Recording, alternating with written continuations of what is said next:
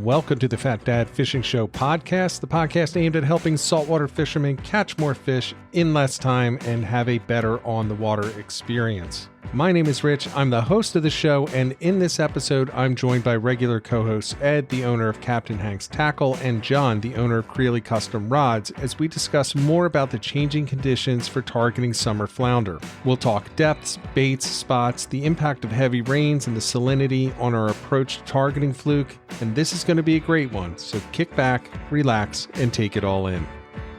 And tonight, we've got the standard crew here, so we're going to welcome on Ed and John. So Ed, owner of Captain Hank's Tackle, and John, owner of Creeley Custom Rods. How you guys doing? Doing well. How are you, John? I'm doing great, guys. Good to see everybody. Glad we're back together for this week. Talk more fluking. It's going to be a good one. Yeah, it's been a crazy time as I sit here and try to mute my phone.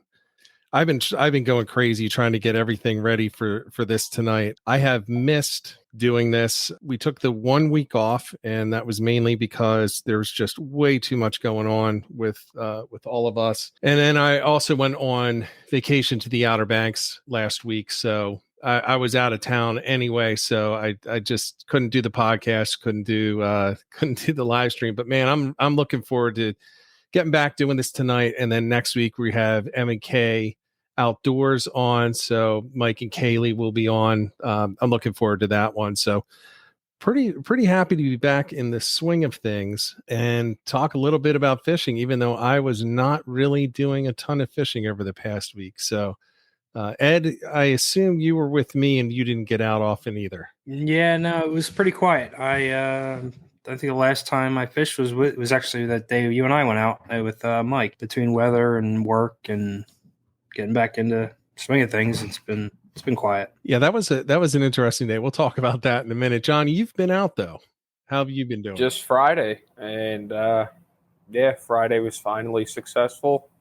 I want to talk about that later on though when we start getting into the live stream, because that's going to be a lot of the topic tonight, what we're looking at. Yeah, well, let's start off. I did have a few things I wanted to share. Again, I wasn't in the Northeast or Mid-Atlantic. I was down in the Outer Banks of North Carolina, so I wasn't able to get out, and I don't really have much to share with the local fisheries. So I'm going to jump in and show some reports that I've gotten over the past couple of weeks from a few people.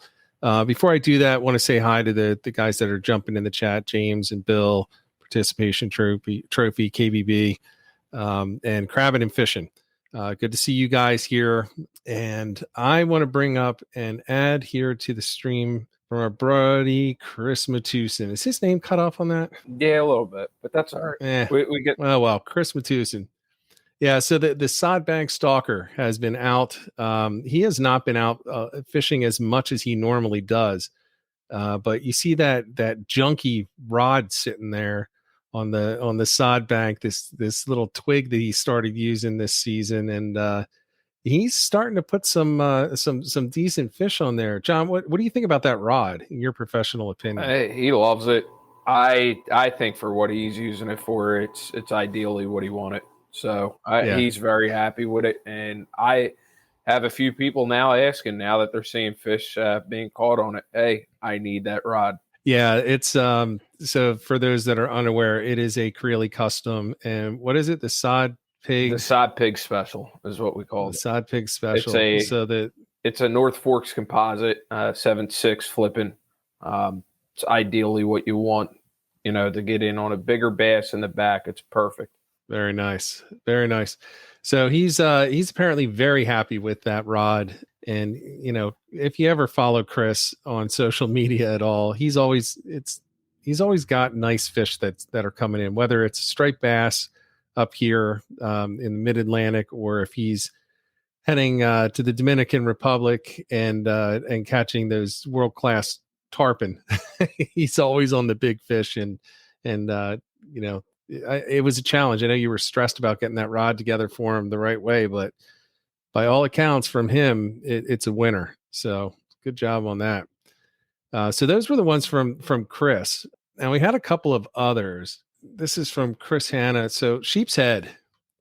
he's out there, and we were talking back. Chris and I were talking back and forth a little bit about Sheep's Head, and when's a good time to start. These are only a few of the pictures that he had. Man, he got on them this past weekend, as you can see. And he said once that water temperature hit 62, it kind of turned on for him. And you can see this in the floor of the kayak. Those are, for a little frame of reference, those are pretty big fish. These are not the little tiny, as Qua called them, the eater size, or the ones if you're going to keep one that you're eating. These are the bigger ones. So it looks like the Sheep's Head is kicking off. We could talk about that in a little bit. And then we have the mayor, John, with his limit from Saturday. And we're going to talk a lot about that because I know you have some opinions. And the topic of this was, where are the keepers at this point in the season? And you think that I'm going to disagree with you. So I'm looking forward to this. Hopefully we do disagree, because if we're all agreeing, that's not as much fun. But you had some nice fish there. What were the sizes on this? 17 and a quarter, 17 and 3/4, and 19 and a quarter. Okay. So, all right. And those were those were in different depths, right? I mean, the big one was in one depth, but the two slots were in an entirely different one. Yep. So we'll talk about that, but that's going to be the big topic. So we're looking forward to, everyone jumping in and giving your opinions tonight on where we're going to find these fish. And I'm particularly interested because we've got a tournament coming up this weekend, John. You and I are heading out with Don. Unfortunately for Ed, he has to work. So he's going to be working, and John and I are going to be out on the boat, competing in the Matthew B flounder tournament.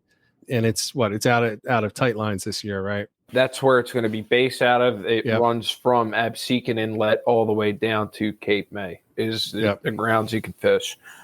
Speaking of that, we were talking about that backstage. You got a little on late. Keep an eye on the weather. Saturday is not looking good. The rain date is Sunday. What? Oh, yeah. Weather does not look good for Saturday. 15 mile per hour winds, 30 mile per hour gusts, and about 2 inches of rain down in AC area. Well, I got a dry suit. Yeah, 2 inches of rain, buddy. That's all right. Well, actually, Sunday might actually work better for me. My son actually graduates on Friday, so Saturday, Sunday, either one. Hopefully, they give it an early call though, and they don't do like some of them and call it at 10 or 11 o'clock the night before when people are getting into town and trying to get down into town. So, tropical storm, I guess, is the cause, as James is telling us. So fun. Miami got hammered by that. So, I know my wife's brother was actually flying back from Boston, and I think he had a layover in Boston because of that storm. So, all right. Well, then I guess it's not looking great for us. Post storm is going to be really difficult, but for those that are looking for something to do this weekend, get out there and sign up for it. Matthew B. It is a charitable tournament, which are typically the ones that I recommend. If you're thinking about doing them. I will say the last one that I competed in, it was only Elle and I that had entries into the flounder category. And I am a huge fan of the movie Dodgeball. And she sent me a text, which just put me in mind of one of the scenes from there, because she had me beat by, I think it was a half an inch or a quarter of an inch. And she sent a text to me and she said, one of my fish was disqualified. Congratulations. And all I kept thinking was, congratulations on your victory by disqualification. And that's exactly how I'm going to end up ahead of her in this. So it's always fun to see people that also in the same thing. So if you guys want to get out this weekend and, put a little money towards a good cause, look up the Matthew B tournament. Be fun to get out there. It'd be interesting to see if we can get some people, that watch this, subscribe to the channel or listen to the podcast out there and beating me and John this weekend. So yeah, and Elle is mentioning she didn't have the qualifier in 2 of her pictures. I actually lost a couple of or one fish, only one, because I didn't have the identifying picture on there because it blew away and sank immediately. I was very devastated because I had spent the 70 cents to laminate it and everything. So that's coming up this weekend. So now let's talk about, where are these fish? Now, a couple of weeks ago, the last time that I was out, we were going on the theory that they were shallow, and shallower. And that's where people were picking up the fish. That's where I was picking up the fish. I think that's where we were all catching them, except for you, John. You were getting some decent action in the deeper water. What did you notice this weekend? Differences, deeper.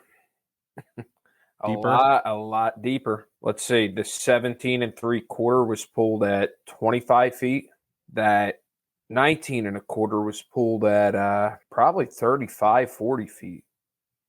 I found a pothole. It just dropped off, and that's where. Yeah, I know where you were. I know where you were. It gets to about 38 feet. Yeah. It was depending on the tide. It can go over 40. At certain tides. It was incoming tide. I think it was around 10:45. I think high tide was at slack was 11:30, if I remember correctly. So I want to say it was about maybe 40 feet, and then I made my way back to the flat, and 6 feet of water was the last one that I pulled. And that was one of the small slots. That was the smaller of the slots. Now, what I've noticed, though, it seems that the bite was more consistent and more aggressive in the deeper water.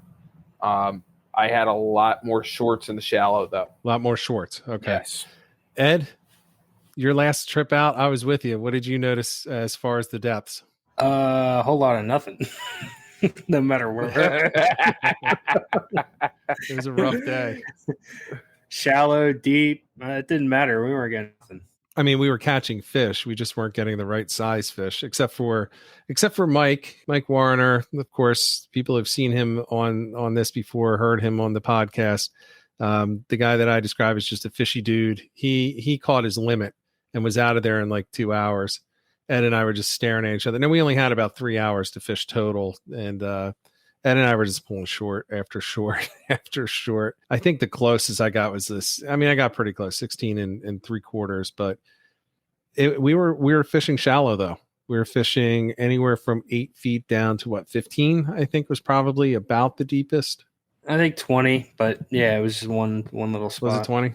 So Mike was the one pulling him in, and what was interesting though is he was using gulp, but he was using the jerk shads, and it seemed like that jerk shad was just every single one that he caught was on that. Whereas for me, what I did is I pulled the tail off of one to try to get jerk shad ish, and I did start catching some on there, but I actually didn't bring jerk shads. I only had the grubs, and I had the the swim shads with the paddle tail on them. What else did I have? I had something else that I was using. Oh, I had the shrimp lures and the gulp shrimps, and those did nothing. Those did absolutely zero on anything that was shrimp. But yeah, it was a difficult day. And from what I saw, it was pretty difficult for most people that were shallow water that day. Yeah, it didn't seem like anybody went nuts catching fish that day. No, I mean, I did see some people, and they were catching them in the inlets deep, and that's something that we had actually talked about, potentially hitting the inlet and fishing closer to the inlet. And one of the things that I think that we didn't quite take into account the way that we should have was the amount of rain that came through that previous night. I thought it was almost nothing, and I was hearing afterwards that it was quite a bit of rain that came through. So I don't know if that had anything to do with it. The water was still pretty clean, but I don't know. It was a difficult day. A whole bunch of shorts. It was fun getting in and going across that flat, having to lift up the drives. It got really shallow really quick on that flat. But did you notice how on that flat it was like a snake? Like there was like a trough carved out of it. It was pretty cool. There's got to be somebody that's launching their boat there that just dug it out with their propeller, because it was only about 3 feet wide too. Yeah, there were a couple of spots that you could see were just kind of dug out a little bit, but there were some times where we had to use the paddles to get in. And that was I think that was the day before. I think it was the day before I went to North Carolina. So I had that. Oh, it was 2 days before. So I had to do that short day.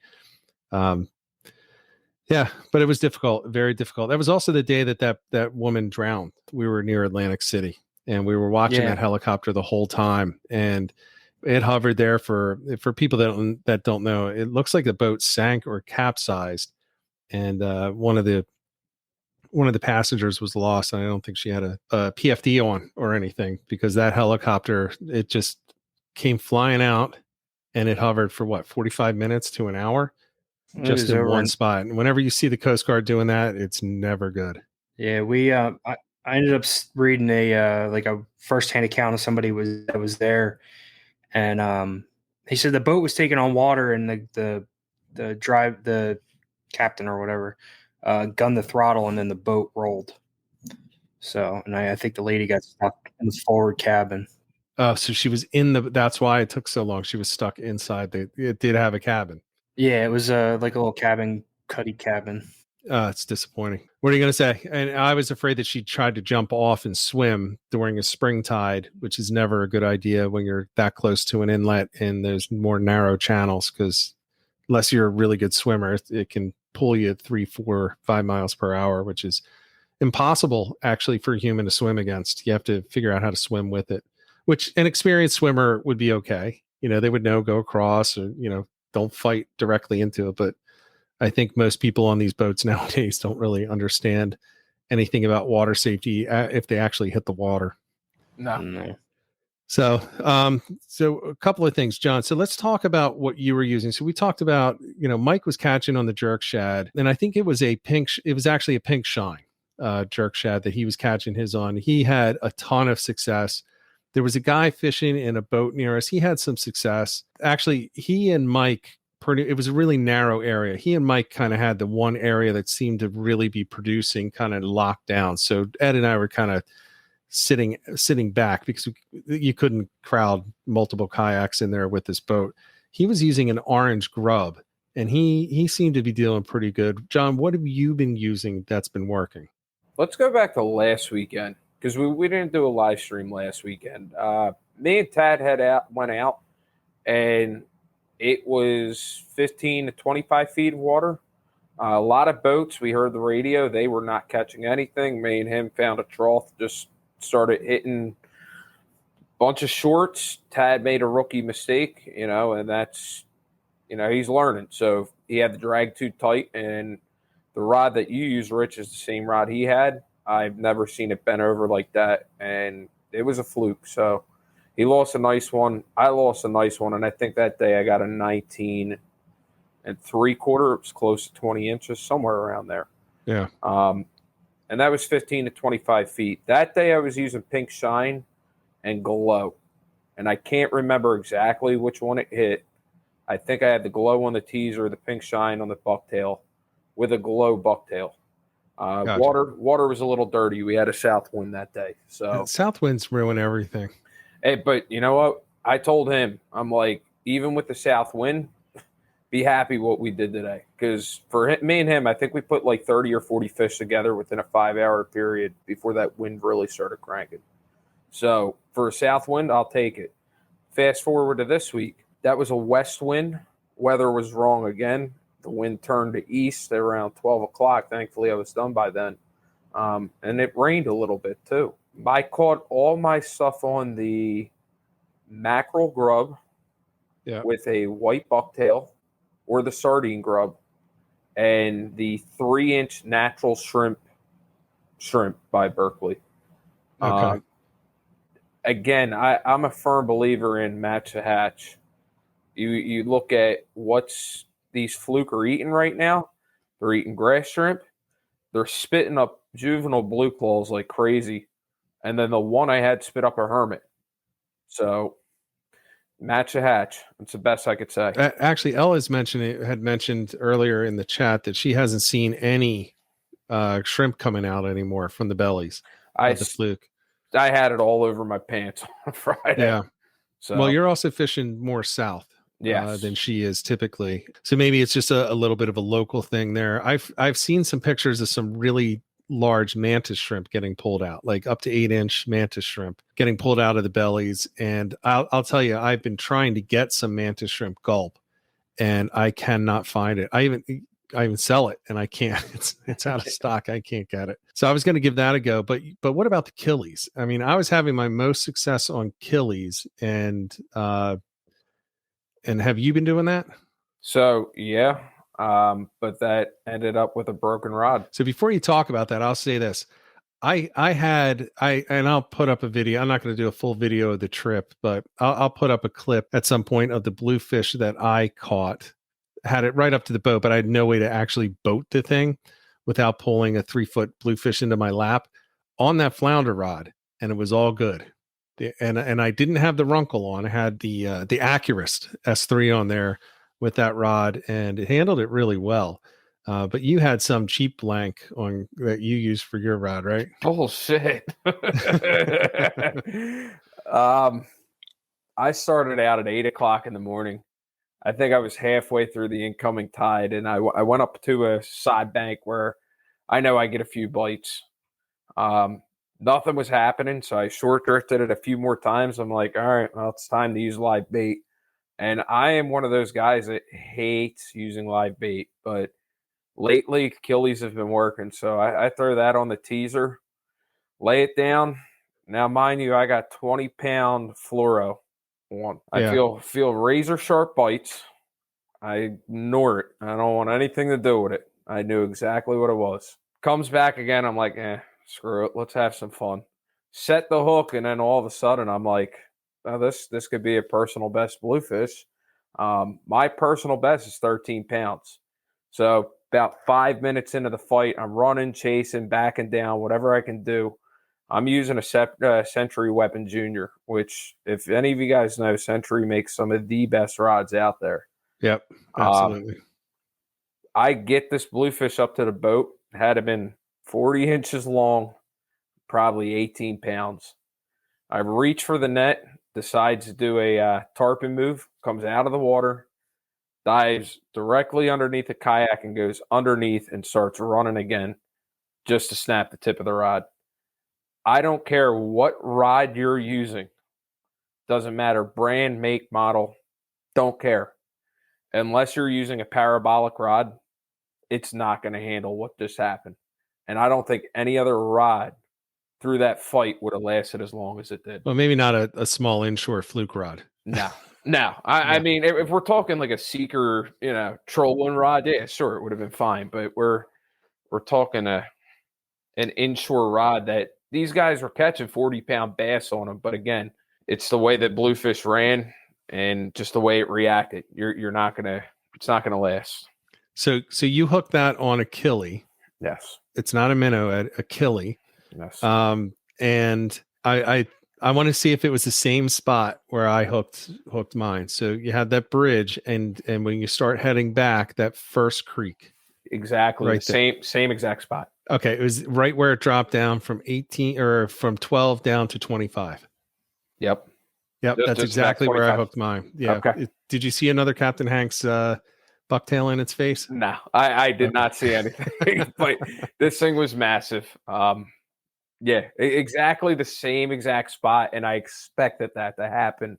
I was like, either I'm going to get a fluke here, or there's going to be a big ass bluefish. And yeah, it's a good spot. I mean, it's to talk about the spots. It's got a very rapid drop off from about. It actually goes up to about 4 feet where a creek comes out, and then it has this little gully where it drops down to 25, and then it very slowly around the edges kind of fans down to 25. And it's in a main, it comes into a main channel. So you have a small creek to a main channel. And at certain times of the tide, you get a really nice outflow of just bait fish and just forage coming out of there. So you have little crabs coming through. And I was actually, some of the fish that I put into that tournament, I caught there, and it's a great spot for a kayak because you can actually beach yourself right in the creek. Yes. And then just push back with the paddle and just float right back down. So I was able to get the pictures of the fish. That's actually where I lost the identifier as well. It kind of blew off the kayak. It was really windy that day. But yeah, it was a good spot. But it's a very good spot for bluefish, very good spot for striped bass, very good spot for weak fish. Depending on the tides, right? It depends on the tides. But at various tides, it will hold literally anything back there, including, unfortunately, very large dogfish. Yeah, it's unfortunate, but it is what it is. Yeah. So, all right. So let me go through and just see want to make sure we're not missing comments in here. So Diesel is catching his keepers on the top rig with a 5-inch sand eel. Is that a sand eel gulp? Isn't that the one that I was making fun of a few weeks ago? Yeah, you did make fun of that. I actually had some left in one of the containers. And when I was down in the Outer Banks, I caught a speckled trout on one of them. I just wanted to get rid of it. I didn't think I was going to catch anything. So I threw it on there and was just jigging, and I caught one on there. Maybe I'll give if Diesel's doing well on them, it's worth a try. Roadkill is asking, did any of you finally get a night trip in? We keep saying we're going to get one together. So here's what I'm going to say. I am 100% going to be doing a night trip the week of the 4th of July, because I'm going to be down for a full week in South Jersey. So I'm definitely going to be doing some night trips, and I guarantee I'll say right now, I will put up videos specifically, even though night videos suck. I will do them just to show what it looks like at night when you're fishing for flounder and the success that you can have. So I kind of put some pressure on myself. I now have to produce at night for flounder. But I will say, Ed, you sent me a picture of that really nice, what was it, 7-pound fluke caught at night in an inlet. Yeah, off a jetty. Nighttime. So, well, next to Atlantic City. So, I mean, it's lights all over the place. So you still have the lights going on there. Well, it depends on which jetty, I guess. Yeah, but they're not enough to light the water and provide, any advantage to the fish. But if they're the jetties that I think they are, it's outstanding for the structure on the bottom for the flounder. And it's outstanding because you see people drifting those exact spots and fishing off those jetties for flounder during the day. But man, it was a beautiful fish. One of the tackle shops, I'm not going to advertise for the tackle shop, but one of the tackle shops had a video of it. It's a pretty nice size fish. I'm just going by the weight they said, because it was literally held out as far as you could from your body. So you couldn't really tell how big it was. But it looked like a decent one, but it wasn't tight line. So I'm not going to talk about. I know exactly which one it is now. Yeah. And now you know why I'm not talking about it. Triple B. Yeah, I just sent that in the private chat. Yeah. So Don is saying that he's catching Friday. He caught all of his flounder on the incoming in the inlet. So one of the things to keep in mind, and this is for those that aren't aware, so the storms that you have can have an impact on flounder, especially when you're talking about summer flounder, which is generally what we have in the mid-Atlantic and up to the Northeast, also called fluke. They are of the species, the major species of flounder on the East Coast of the United States. They're the ones that are really sensitive to the salinity of the water. So when you have big storms, and this is where I was saying earlier, Ed and I probably didn't do enough thought behind the storm that came through, literally just stopped me before we went out fishing a couple hours earlier. When the salinity drops, those fish in our areas will move closer to the higher salinity water of the inlets. Now, if they're 4 miles away, they're not going to just jet 4 miles and go right back to the inlet, but they're going to start creeping back towards the heavier currents with the fresh water that comes in from offshore. So whenever there's large storms coming through, like Saturday, I will tell you right now, if Saturday is going to get rained out and it's going to be 2 inches of rain, we better be sticking closer to the inlets, because that's a significant amount of rain and that will drop salinity levels. And summer flounder will look for higher salt areas at that time. So if you didn't know that, I'm telling you right now, it's not my opinion. It is an absolute fact. You want to get closer to the inlets. And again, don't go right to the inlets. You don't need to do that. But they could move a quarter of a mile. They could move just 70, 80 feet just to get into the channel that's on the ICW, as opposed to off the channel and in a creek that doesn't get the water flow. So keep that kind of stuff in mind. So it makes sense when Don's saying that he was catching some in the inlet. The other thing that we have going, and it goes into where are the keepers, it's getting to be that time of the year where the fish are going to start pushing back out offshore, right? So where they were up in 6 feet a couple of weeks ago, they are slowly making their way back out.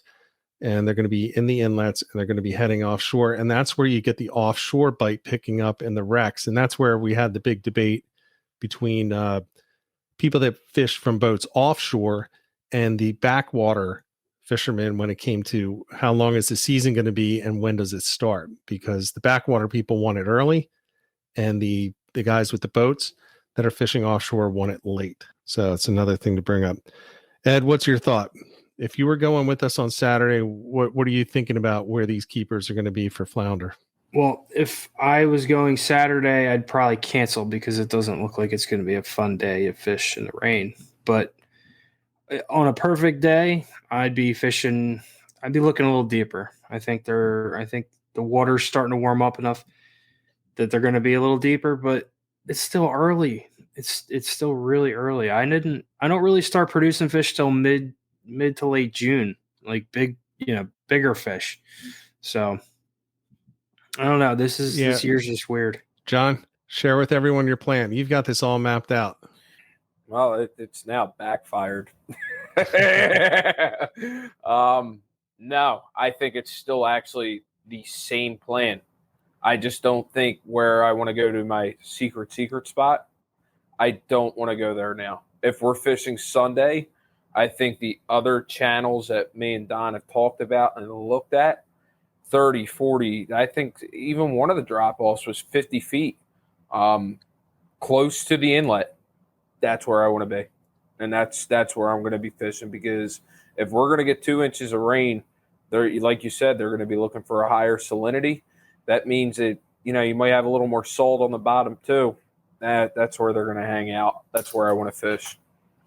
Well, if we're going to be fishing 50 feet, then I'm going to say, Ed, would you please put an order together for me of 2 ounce, 2 ounce of the big heads? I need about, I'm going to need 9 of them for this weekend.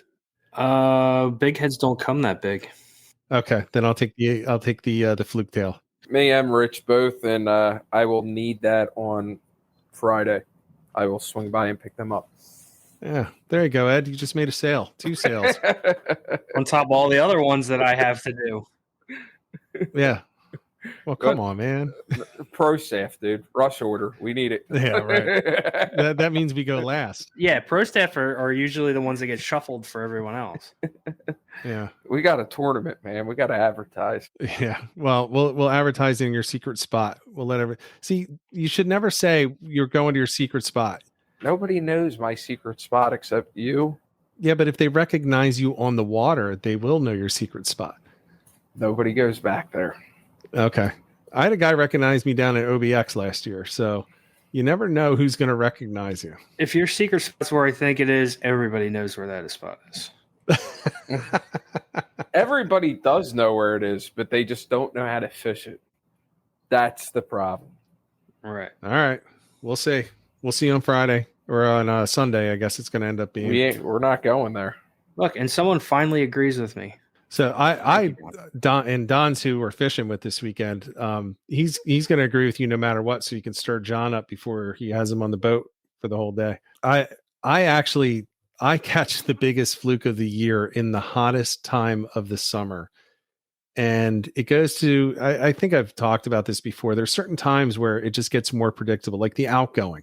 I like the outgoing because it cuts down on the amount of area that the fish can be in, right? Once the flats start to drain, they won't be up on the flats. They're going to start moving out into the deeper water. So it just kind of narrows the scope for them. It's the same thing with the hotter water temperature. Now we're really far from that. We're still what was it, John? 72, 70? 71? When I started out, it was 72. When I got back to the launch, it was 65, which I found very odd, but whatever. So it's still pretty cold. So we're still a while away from that. But the hottest time, like in August, I love August fluke fishing because it's the same thing as the outgoing tide where you get less water. It gets hotter and they're going to start looking for the cooler pockets. So it's the opposite of what we've just been talking about the past 3 weeks as to where to go, where you're looking for the warmer water up in the flats. Now you're starting to look for the really nice current down in the deeper areas. And that for me does make it easier. I love that. I would love to be fishing in 85-degree water at the surface, just because then I know I'm looking for something that's deeper where I can find a 2, 3, 4 degree temperature drop deep down. I just wish we had a way to measure it. My best days came on them a couple years ago. Hot, stale, no wind, just drifting with the current. Those are the best days.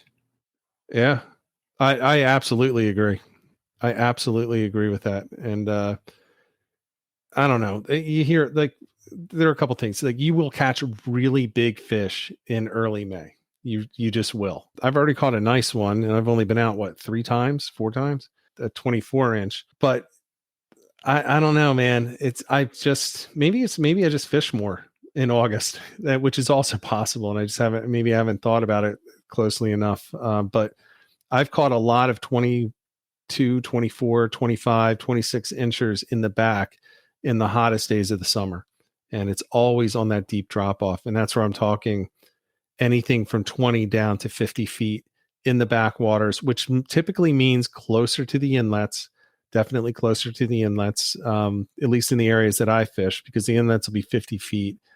And then the backwaters are typically going to be around 20 feet, 15 to 20 feet. So yeah, that's kind of what I'm looking forward to.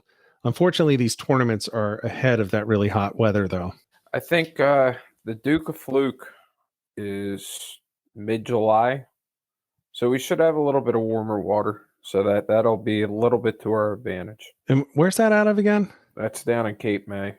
It's in Cape May, or is it in Wildwood? Well, I have no idea. All I know is it's Sterling Harbor. Oh, Sterling Harbor. Yep. Okay. All right. So I guess we're doing that this year. So we've got the Matthew B coming up this week.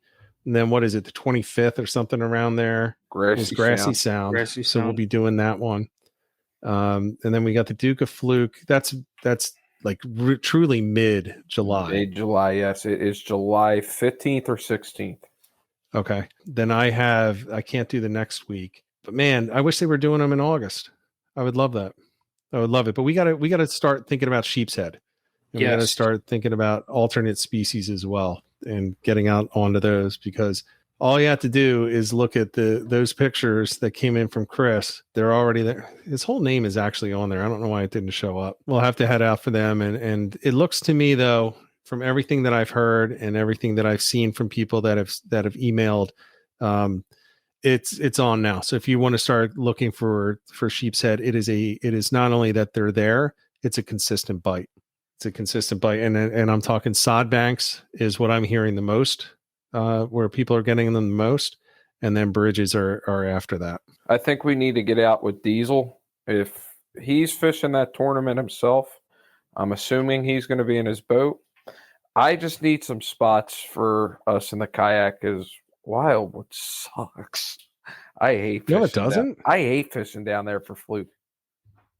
I don't like fishing fluke down there. It's just I have no success. So I will tell you this.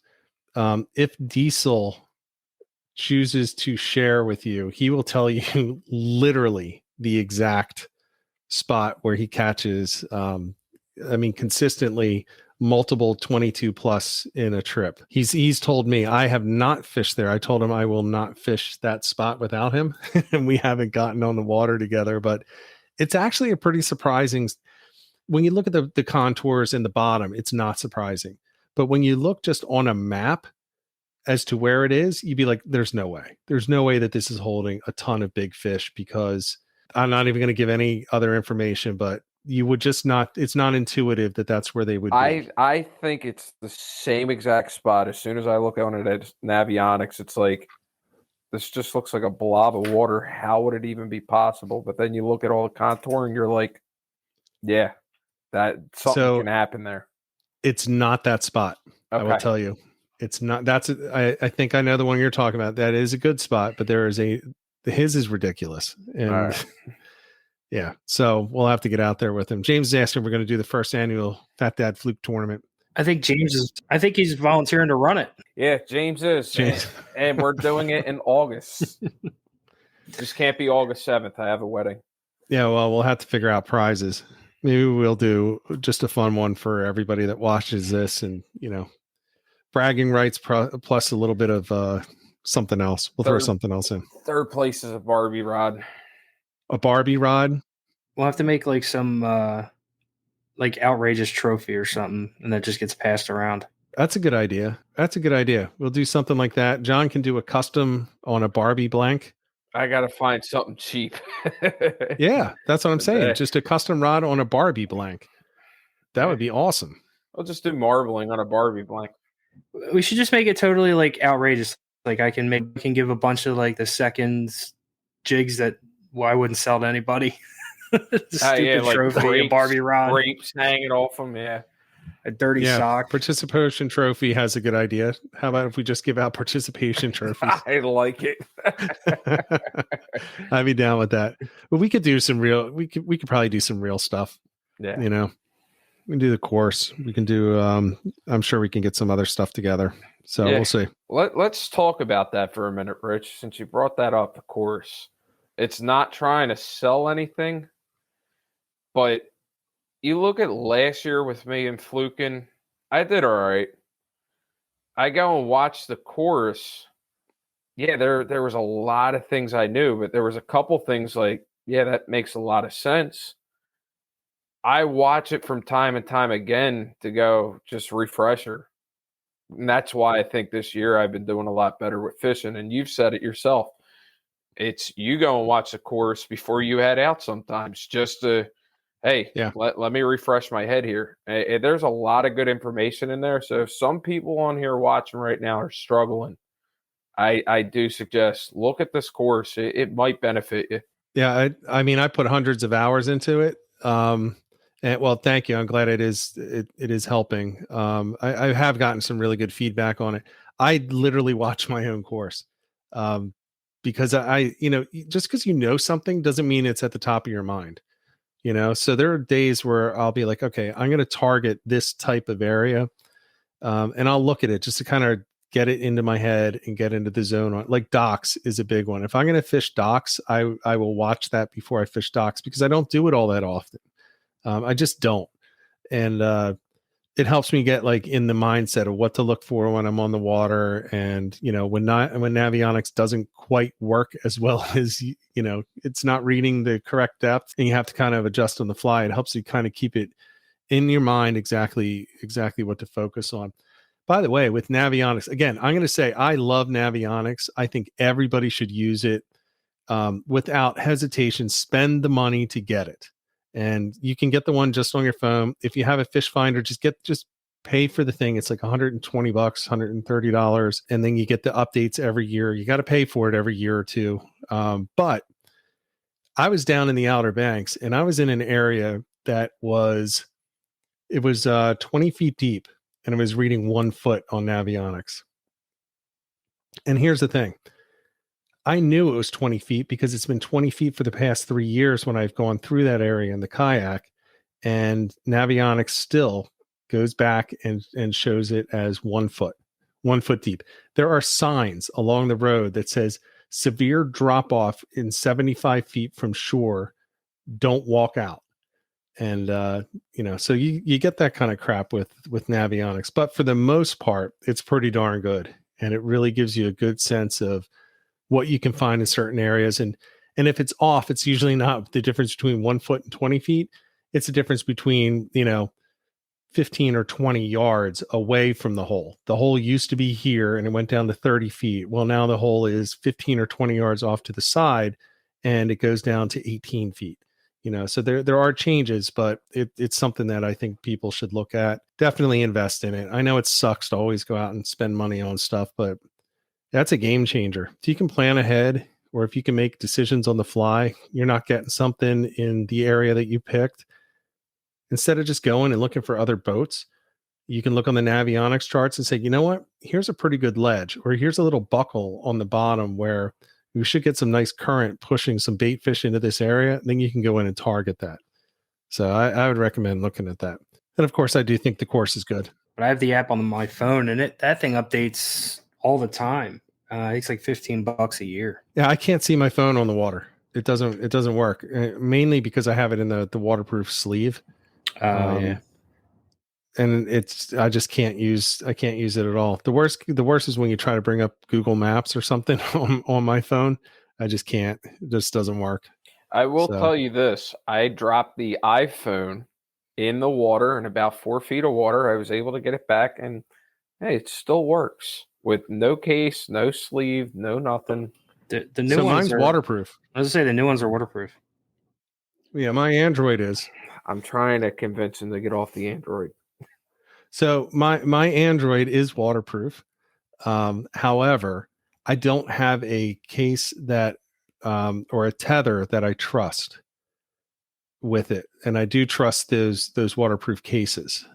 So that's why I have it. And I don't know if I'll stay with. My wife is saying she might go to an iPhone, in which case I may as well, because then features don't work. No, I was just saying I was diehard Android years ago, and then switched over to iPhone, and I won't go back. An iPhone sucks. Let's just be honest. You kids, all you youngins, you need your iPhones. You need to sit in line like a bunch of little chimps. From a business standpoint, it's definitely a lot easier to use. All right. So this weekend, let's kind of go back and sum it up if we're talking about flounder. So are we in agreement? Is the consensus that we're going to start looking deeper and we're going to start looking at that 25 feet? That's my plan for Friday. I'm going out on Friday. You're going Friday? Are you going with John? John's going Friday, right? I wasn't invited on the Don and John show. So I am going to captain the boat for my parents and get them on some fish. So. Oh, good. That'll be nice. Yeah. Got to show your dad how to fish, man. He just doesn't want to listen to me. That's the thing. He knows how to fish. But he just doesn't want to listen to me. That's how, yeah, I know. That's how it always is. My dad was always like that. You're like, hey, why don't we try here? He's like, why don't you just shut up? I'm like, okay. All right. Well, why don't we? Because I've been doing this 60 years. Yeah. His answer was, because I've been doing this 60 years. You've only been doing it 20. I'm like, okay. That's the exact response I get. Yeah. And then God help you if you outfish them and give you the dirty looks. The whole car ride home is silent. Yeah, you get the dirty looks, except then they say, well, it was my spot that you caught all my fishing. Those were my fish that you caught, my spot. Well, then he expects his vacuum packed, sealed fillets. Well, right. My dad used to vacuum seal all of his. Now I'm turning into a dad. I'm like those commercials. I'm ready to go get a vacuum sealer, and my wife's looking at me like, no, you may as well get a minivan. Just don't admit you're that old yet. They're the best. I got one last year for Christmas. That's the best Christmas present I ever got. Better than a dirt bike.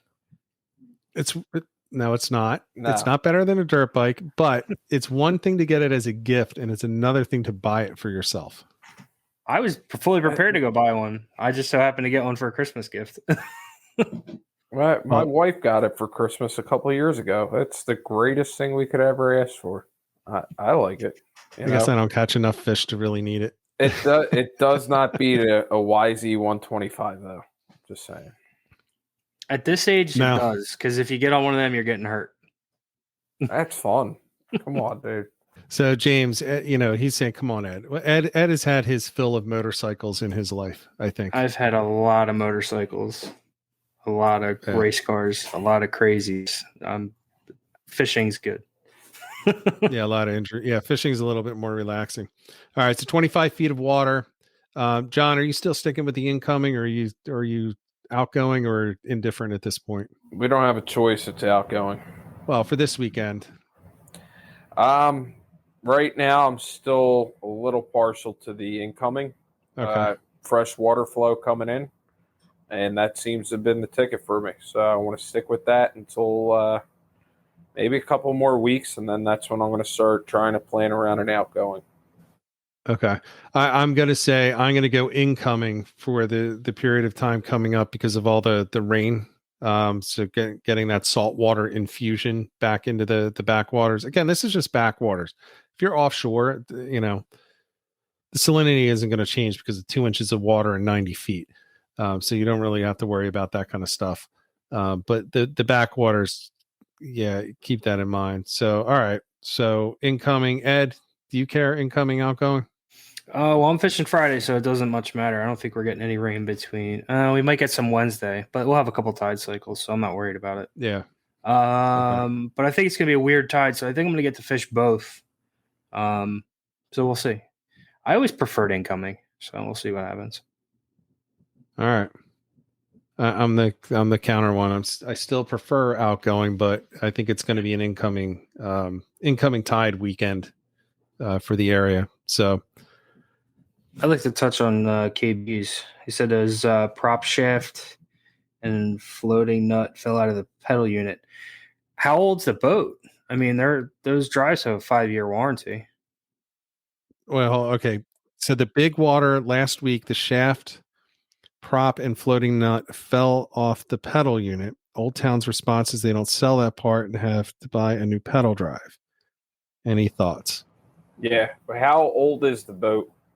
Let's go with that first. Well, there's two issues there. There's two issues there. They don't sell the floating thing. That's Navarre. So if you lost the floating nut, you got to go to Navarre to get that. But the shaft coming out of the big water, and they can't be that old if it's the big water and not the Predator, because they only came out 2 years ago. Okay. And so it would be the exact same age as, actually he just said 2 years. So his is the exact same age as mine. That to me sounds like it sounds like a wear and tear thing. However, I have found no matter how much I love Old Town, they don't really stand up for some things, right? So all of the black, what is the type of paint that they have on the drives? I don't know if that's powder coat or paint. It's not. Well, maybe it's powder coat. It's all like chipping off. I mean, I have huge chips off of it, and it's extremely thick, and it's just off. And the answer that I got was, that's just wear and tear. I'm like, really? Because I rinse it as soon as I get, I rinse it every time within 2 hours. Not only rinse it, but I actually clean it with soap and everything.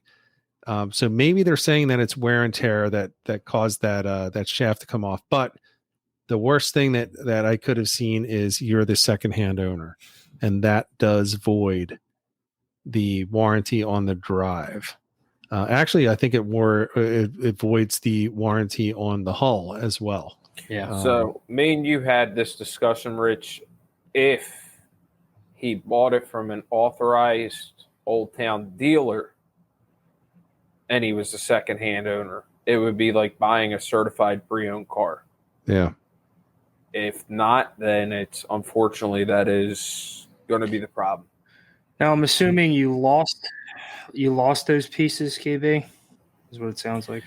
That's what I'm thinking. Well, yeah, he lost them, but the question is, do you need a whole new drive just to replace that shaft? There's going to be a bearing, a shaft, a clip. That sounds like the whole lower unit of that. There should be. Well, there's going to be.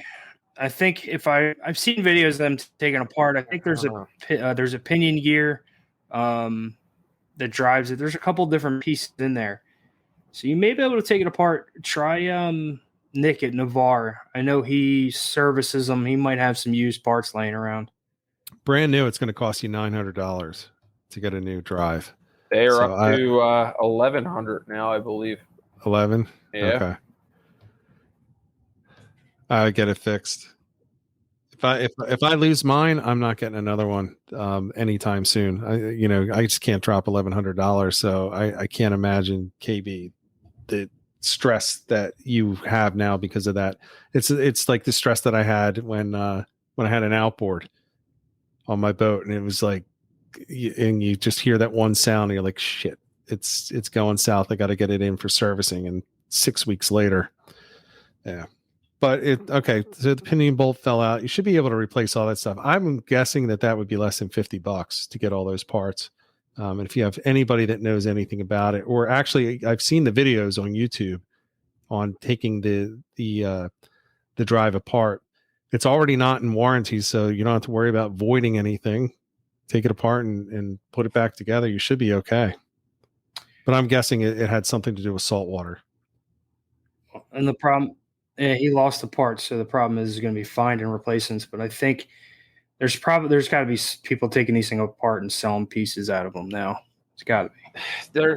There's got to be, though, the other thing, too, is if you jump on Old Town's website, I bet you they don't sell the part, but there's probably a schematic at least to figure out everything you're going to need. If you lost this part and that part and you're not sure if there's another thing that goes somewhere.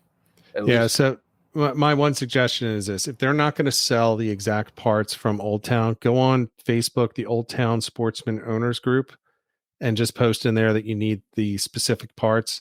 There, I have seen people that have scrapped old drives and have given out parts in the past. So you might be able to find somebody that'll send it to you. And actually, I've seen a lot of people just giving parts away for free.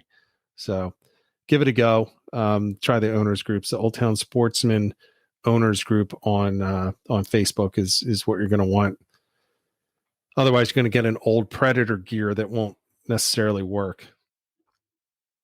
That's all I'm saying. Anything that you want to cover before we go, Ed? No, I'm good. Just everybody be careful. I did forget my PFD. It was we fished some shallow water with no boats, but I almost turned around and went home to get it. So just remember to bring your stuff. Don't forget, even the dumbest little thing. 100%. I don't like going out when people don't have PFDs, but I'm not your dad. Dude, and so you can do what you want. There was and it was only no risk. It was only like a few feet deep.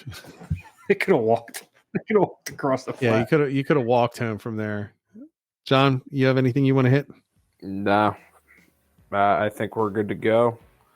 Get out there, get it on the water, fish deep holes. That's what I got to say.